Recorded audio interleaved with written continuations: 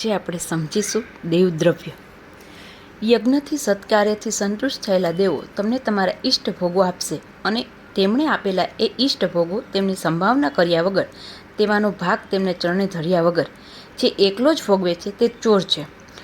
મનુષ્ય જીવનના પ્રત્યેક કાર્યમાં પ્રભુનો હાથે અને સાથ છે. એ શક્તિથી જ મનુષ્ય બોલે છે, ચાલે છે, સૂવે છે, ઉઠે છે, ખાય છે, તેમજ ખાધેલું પચાવી શકે છે. આપણા પ્રત્યેક કાર્યમાં આ રીતે ઓતપ્રોત થઈને રહેલો ઈશ્વર એ આપણો સાચો સગો, પડોશી કે ભાગીદાર છે. કર્મોમાં જોડે ઊભા રહેનારને ફળમાં પણ અધિકાર હોય છે, એ સામાન્ય લોકવ્યવહાર છે. એ રીતે જોતાં આપણને થતી વિવિધ પ્રકારની પ્રાપ્તિઓમાં ઈશ્વરનો પણ ભાગ છે. આ ઈશ્વરનો ભાગ ઈશ્વરને ચરણે ધરવાનું વિસારી દઈને જે બાહ્ય ભક્તિનો મિથ્યાચાર કરે છે તે દાંભિક મનુષ્ય ભગવાનને ગમતો નથી. પ્રભુનો ભાગ હજમ કરી જનાર મનુષ્ય પોતાના વિધિથી પકવાન રાંધીને જમતો હોય તો પણ તે પાપ જ જમે છે. આવા મનુષ્યને ત્યાં ભોજન કરવાનો નિષેધ છે. રાત દિવસ ભગવતોપેક્ષિત વિચાર પ્રણાલીથી જીવન જીવતો દુર્યોધન ભગવાન કૃષ્ણને સદૈવ અસ્વીકાર્ય રહ્યો. દુર્યોધનના જમવાના આમંત્રણે ભગવાન કૃષ્ણ સ્પષ્ટ શબ્દમાં નકારી કાઢ્યું. ભગવાને કહ્યું, માણસ પ્રેમ હોય તો કોઈને ત્યાં જમે અને કાં તો અગોળમાં હોય તો જમે. તારા મારા ઉપર પ્રેમ નથી, હું અગોળમાં આવ્યો નથી, તેથી મને તારા ઘરે જમવાનું કંઈ કારણ નથી. મારો તમારા પર પ્રેમ નથી એવું તમે શા પરથી કહો છો? દુર્યોધનના આ પ્રશ્નના ઉત્તરમાં ભગવાને કહ્યું, પાંડવાન દ્વિસત્યે રાજના મમ પ્રાણાહી પાંડવા. સાંસ્કૃતિક ભગવત કાર્યમાં મારા સાધન યંત્ર બનેલા પાંડવોનો તું દ્વેષ કરે છે. પાંડવો મારા પ્રાણ છે, તેથી પાંડવોનો દ્વેષ કરનાર કૃષ્ણને દ્વેષી જ છે. ભગવાનનો ભગવત કાર્યનો કે પ્રભુ કાર્યકરોનો દ્વેષ કરનાર માનવ પ્રભુના કષ્ટનું કારણ બને છે. ભગવાનને માનસિક ત્રાસ આપનાર મનુષ્ય એક રીતે જોતા ભગવાનનું લોહી જ પીવે છે. આ સંદર્ભમાં વિચારતા દુર્યોધન કામેવા ત્યાગા શાક વિદુર ખાયો ઘર ખાયો એ ભક્તિનો અર્થ ખૂબ જ સરળતાથી સમજાય એવો છે. ભારતીય અર્થવ્યવસ્થા અતિશય સુંદર હતી. તેમાં સંપત્તિના સંગ્રહને જાજુ સ્થાન ન હતું. કમાવેલી સંપત્તિમાંથી રાજાનો કર આપ્યા પછી રહેલી સંપત્તિમાંથી યોગ્ય એવો પ્રભુનો ભાગ કાઢવાની શાસ્ત્રોએ આજ્ઞા આપી. લોકો સ્વેચ્છાએ ભાગ કાઢતા અને એ રીતે ધર્મ પાલનનો સંતોષ પણ અનુભવતા. ભારતીય અર્થશાસ્ત્ર કહે છે કે અર્થાત નહીં મેળવેલું મેળવવાની ઈચ્છા રાખવી જોઈએ, મેળવેલું ક્ષય ન પામે તે રીતે રક્ષવું જોઈએ, રક્ષેલું વધારવું જોઈએ અને વધેલું તીર્થમાં નાખી દેવું જોઈએ. તીર્થમાં એટલે પવિત્ર કાર્યમાં, અને પ્રભુ કાર્ય જેવું પવિત્ર કાર્ય બીજું કયું હોય? માનવની સંપત્તિનો પ્રવાહ પ્રભુ કાર્યમાં વહેવો જોઈએ. પ્રભુ કાર્યમાં સંપત્તિ ખર્ચવાથી રહેલી સંપત્તિ પ્રસાદી બને છે. એને પ્રસાદસ્તુ પ્રસન્નતા. એ ન્યાય માનવી હંમેશા પ્રસન્ન રહે છે. પ્રસાદીનું પાવિત્ર જો સંપત્તિમાં નિર્માણ ન થાય તો તે સંપત્તિ કેવળ ભોગનું સાધન બની રહી અને ભોગે રોગ ભય એ ન્યાયે માનવ પ્રસન્ન ન બનતા રોગી બને. ભારતીય અર્થતંત્ર મુજબ લોકો ભગવત કાર્યને માટે અને દાનને માટે દ્રવ્ય અલગ રાખતા. પરિણામે આપોઆપ ધનનું વિકેન્દ્રીકરણ થતું, ધન સંચય મર્યાદિત રહેતો. આ ઉત્કૃષ્ટ અર્થવ્યવસ્થા પર ધર્મનો અંકુશ હતો.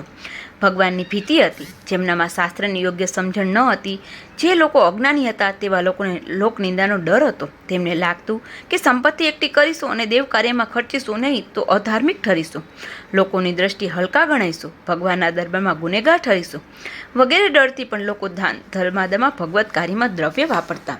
ધર્મનું નિયંત્રણ દૂર થતાં સમાજ સ્વેચ્છારી થયો.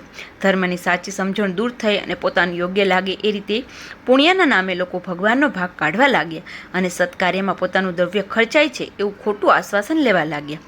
ભગવાનનો ભાગ કાઢવો એ કેવળ શ્રીમંતોનું જ કામ નથી. ભગવાન શ્રીમંત ગરીબ સૌનું જીવન ચલાવે છે. તેથી માનવ માત્રે પોતાની કમાણીમાંથી યથોચિત હિસ્સો પ્રભુ ચરણે ધરવો જોઈએ. માનવ માત્ર આ રીતે પ્રભુ કાર્ય કટિબદ્ધ બને તો જગતની કોઈ સમસ્યા મુશ્કેલ રહે નહીં, તેમજ સૃષ્ટિનું નંદનવન સર્જાતા વાર લાગે નહીં.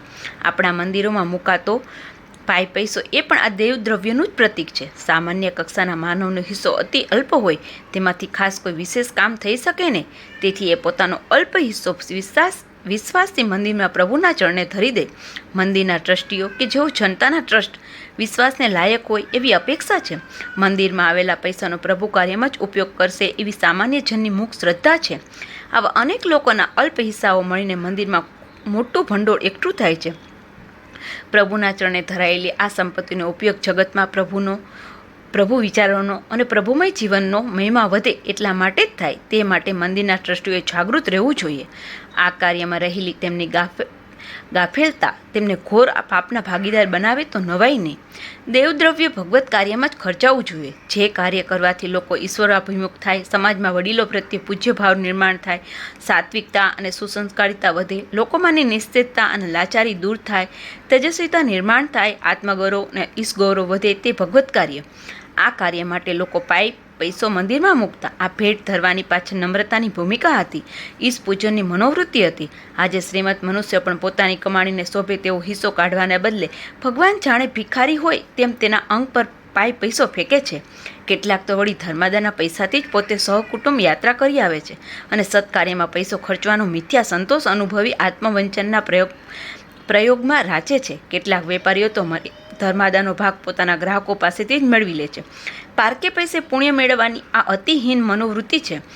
કેટલાક લોકો દેવદ્રવ્યમાંથી થતા રહેલા કાર્ય જોડે પોતાનું નામ જોડી દે છે. એ શોભાસ્પદ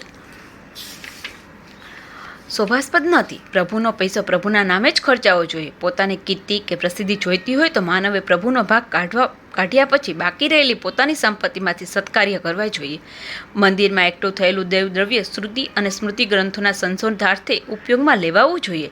પ્રત્યેક મંદિર પાસે એવા કેટલાક વિદ્વાનો હોવા જોઈએ જે સમગ્ર વિશ્વને ભૂલીને પોતાની આજીવિકાની ફિકર કર્યા વગર રાત દિવસ આ કાર્યમાં જ મગ્ન રહે. જ્ઞાનમ બ્રહ્મ એ રીતે જોતા જે મંદિરમાં વેદોનો અભ્યાસ, ઉપનિષદોનો સ્વાધ્યાય કે ગીતાનું ગર્જન ન હોય ત્યાં જ્ઞાન સ્વરૂપ ભગવાન ભલા કેમ રહી શકે? ખૂબ જ દુઃખ સાથે કહેવું પડે છે કે આજે કેટલાય મંદિરોમાંથી ભગવાનને વિદાય લઈ ચૂક્યા છે. ભગવાનના ચાલ્યા ગયા પછી તે મંદિરો સત્વશૂન્ય અને નિષ્પ્રાણ બની ગયેલા દેખાય છે. ત્યાં જ્ઞાનનું વિટબન, ભક્તિનો તમાશો અને કર્મયોગનો કેવળ અભાવ જોવા મળે છે. આજે સેંકડો મંદિરોમાંનું કરોડોનું દેવદ્રવ્ય કાં તો સળિયા કરે છે, કાં તો અશાસ્ત્રીય રીતે ભગવાનને નામે તેનો દુર્વ્યવહાર થતો રહેલો છે.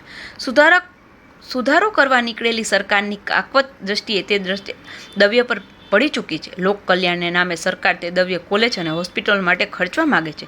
પરંતુ સરકારે પણ એ ભૂલવું ન જોઈએ કે ભગવાનના ચરણે ધરાયેલા દ્રવ્યનો ભગવત કાર્ય સિવાય બીજું કોઈ પણ રીતે ઉપયોગ કરવાનો કોઈને પણ અધિકાર નથી.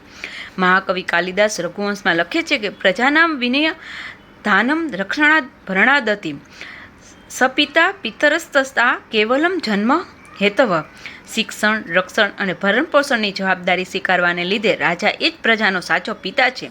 આ રીતે જોતા પ્રજા પાસેથી કર ઉઘરાવનાર સરકારની જ આ જવાબદારી છે કે જે તે પ્રજાનું શિક્ષણ, રક્ષણ અને ભરણપોષણ યોગ્ય રીતે કરે. આ કામોની માટે ધર્માદાના પૈસા પર નજર નાખવી એ પાપ છે. ટૂંકમાં આપણે સૌ ભાવ અને શ્રદ્ધાથી ભગવાનને ચરણે ધરીએ અને તેનો ઉપયોગ ભગવત વિરોધી શેતાનોના સર્જનમાં ન થતાં ભગવત પ્રેમી માનવ નિર્માણ થાય તે માટે સમજપૂર્વક સાવધ રહીએ તો જ દેવદ્રવ્યનું સાચું સન્માન કર્યું ગણાય. અસ્તુ.